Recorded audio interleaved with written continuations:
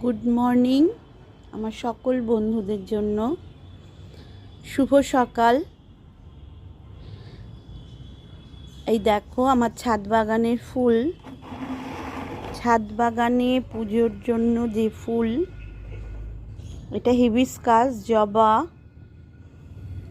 এখানে অনেক কালারের জবা আছে। এটা ইয়েলো, একটু ফুটতে টাইম লাগে। কালারফুল ফুলগুলো একটু দেরি করে ফোটে। এ দেখো, এটা এখনো পুরোপুরি ফোটেনি।